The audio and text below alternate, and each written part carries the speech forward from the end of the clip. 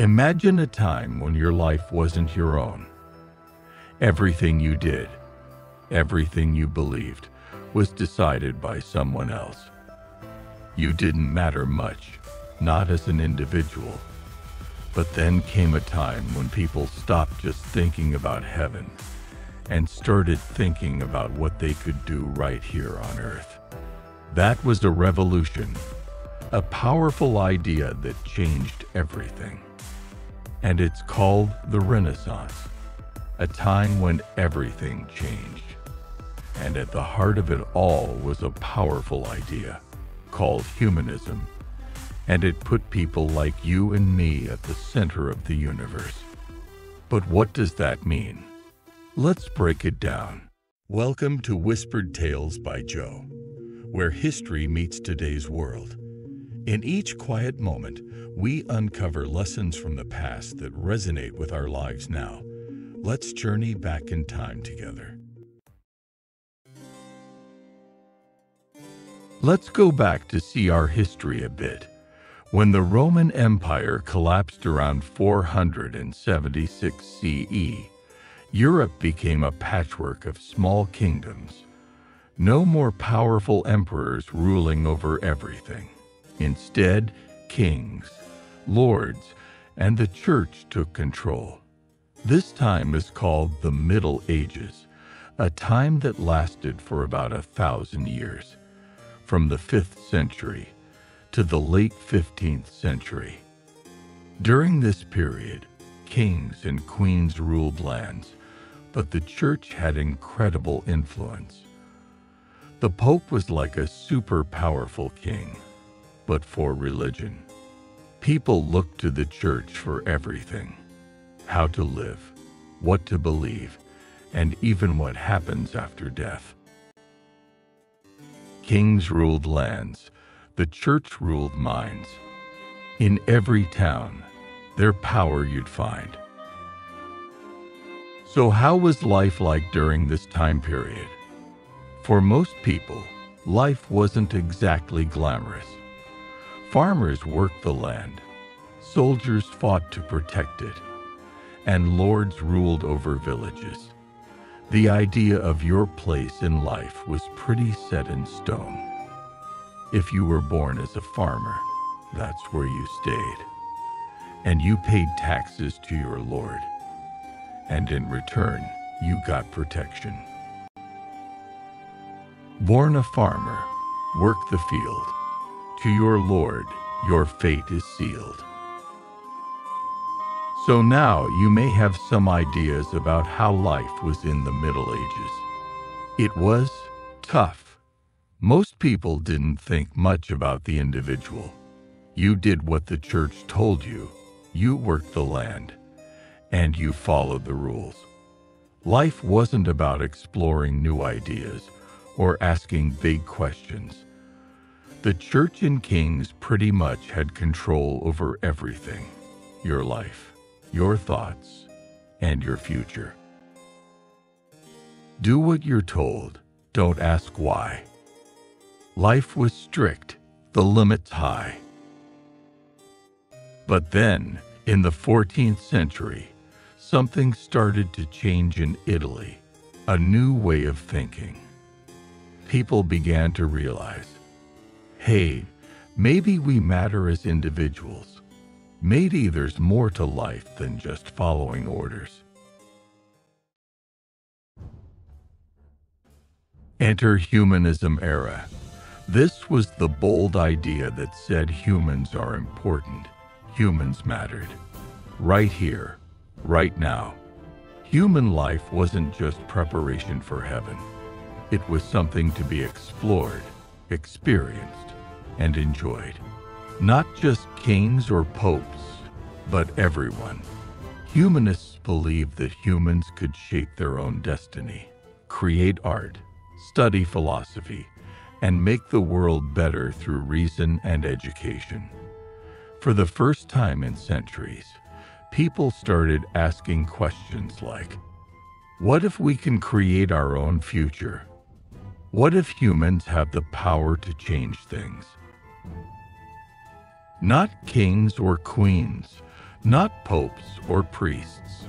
It's human minds that should have the feast. And this wasn't just some small idea whispered in the back rooms of libraries. It spread like wildfire across Europe, igniting the minds of artists, writers, scientists, and everyday people. Let me introduce you to some of the key players in this revolution. Meet Petrarch. He's considered the father of humanism. This guy was a poet, but not just any poet. He wrote about life, love, and what it means to be human.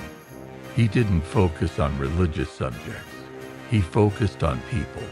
He thought the ancient texts from Greece and Rome had something important to say about living a full life, and he wanted to use that wisdom to make the world a better place.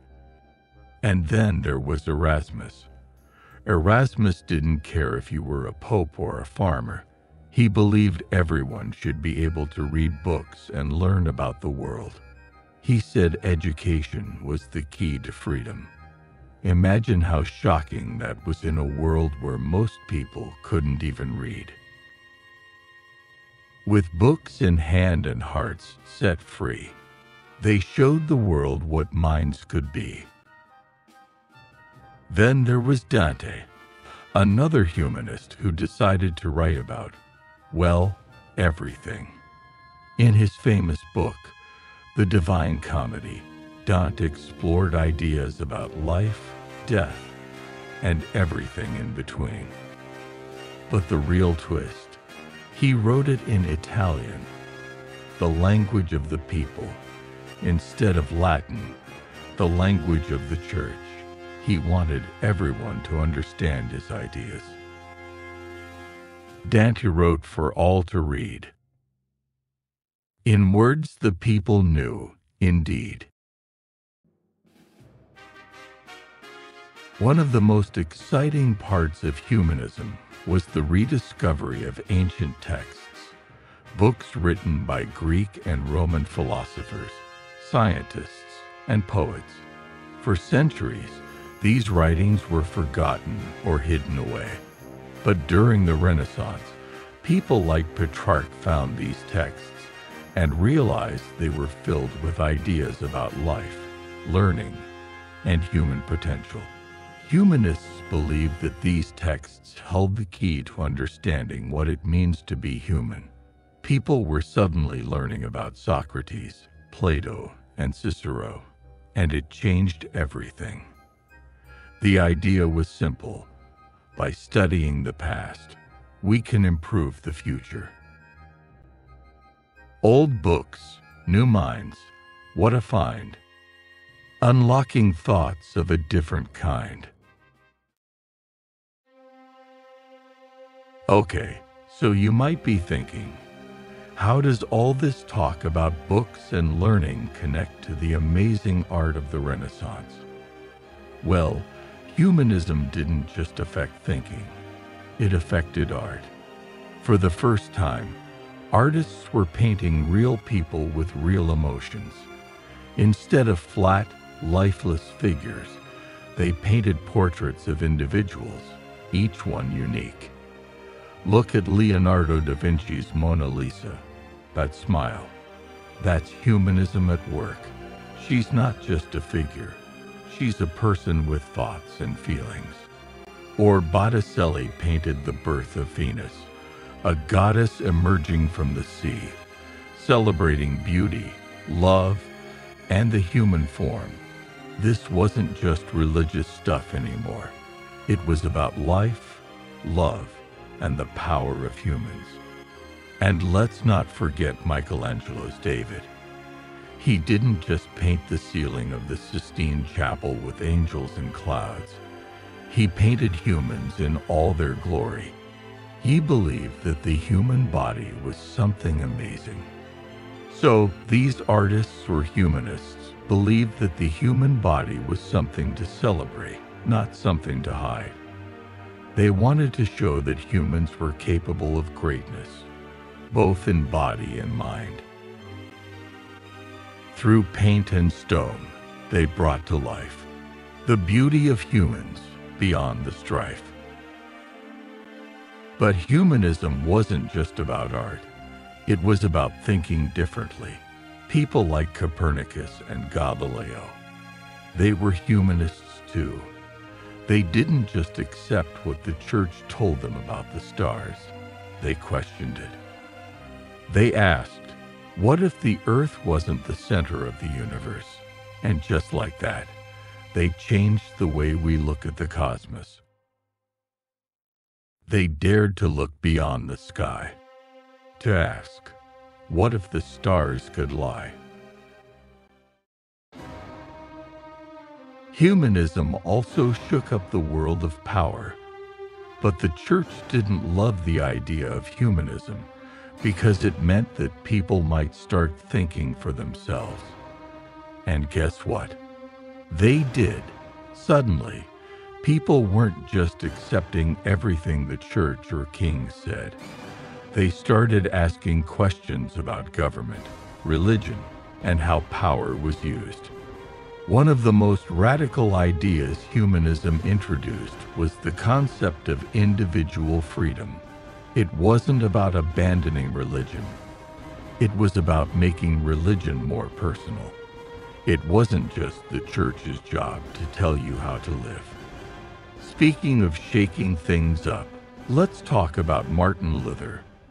He was another guy who believed in the power of human thought and action.